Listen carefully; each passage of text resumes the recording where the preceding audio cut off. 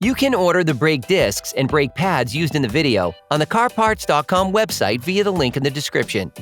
Turn off your vehicle's ignition. Set the parking brake.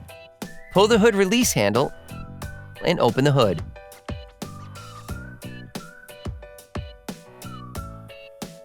Open the brake fluid reservoir. Loosen the wheel lug nuts on the rear wheels.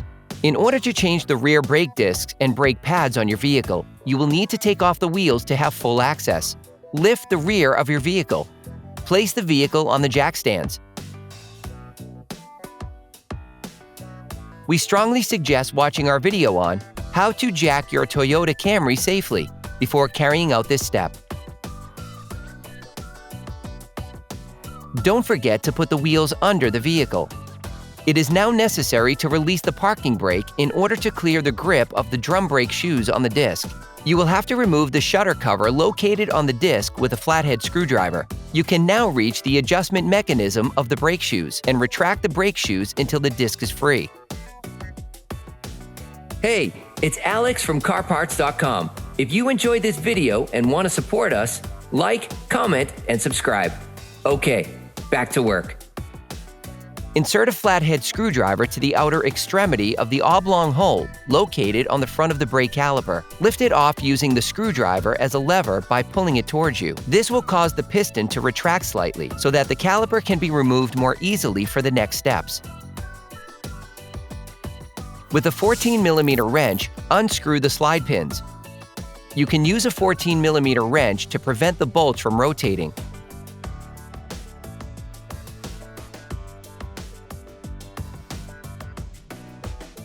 Then, remove them.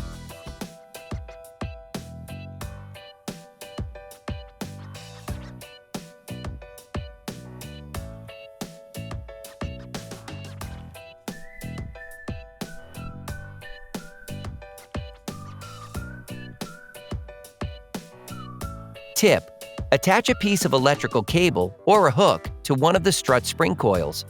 You can now remove the brake caliper and hook it to the previously installed hook. Remove the brake pads by prying them out with a flathead screwdriver.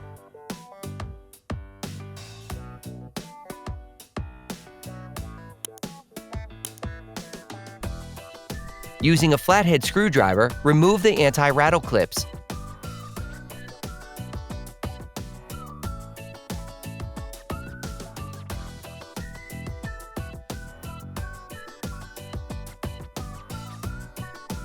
Using a socket wrench and a 17mm socket, unscrew the two holding screws on the caliper mount. Depending on the state of the nuts on the caliper mount, it may be necessary to use a hammer to loosen them.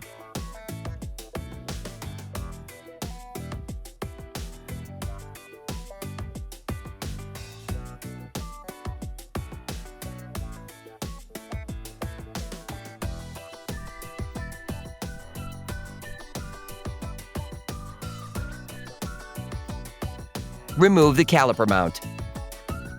Sometimes the disc may get stuck on the hub. If this happens, use a hammer to remove it. Finally, remove the disc. Clean the wheel hub with a wire brush. You can order the discs and pads kit used in the video on the CarParts.com website via the link in the description. Before installing the new disc, it is vital to clean it using brake cleaner and paper towels to take off the storage paraffin. If your new disc is coated, you can place it directly onto the wheel hub.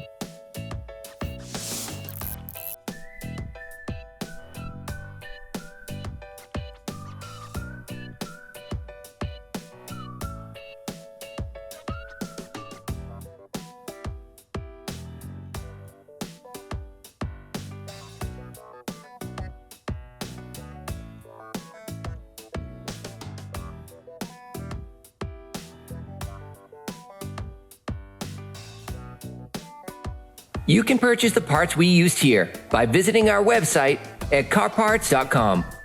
Brush the caliper mount around the pads to remove any extra rust that could prevent the pads from sliding. Reassemble the caliper mount by screwing first by hand.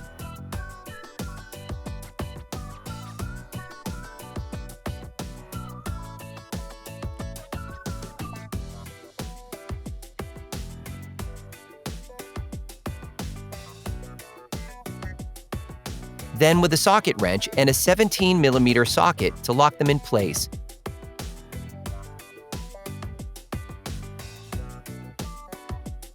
Finish tightening using a torque wrench.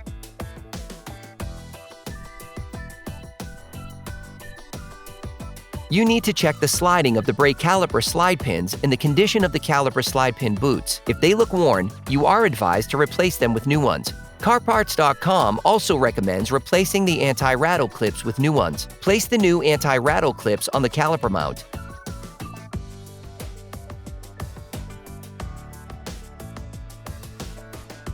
Grab the new pads and lightly coat the ends with copper grease to help them slide more easily.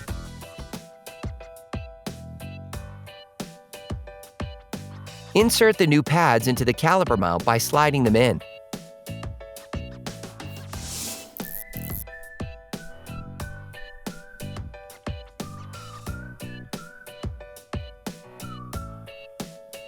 Grab the caliper. Put the brake caliper back in place and screw in the slide pins by hand at first.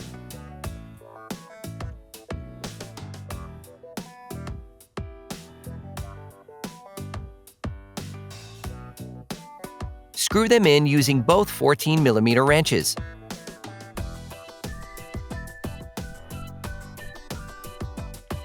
Finish tightening using a torque wrench. Don't forget to remove the cable that you used to hold the caliper. In case you adjusted the brake shoes to remove the disc, set the mechanism back until there is a slight friction between the brake shoes and the disc. Put the shutter cover back on. Clean both sides of the disc with brake cleaner and a cloth to remove the grease from the new pads. You can now repeat the same process on the other side. Then, you will be able to put the wheels back on your vehicle.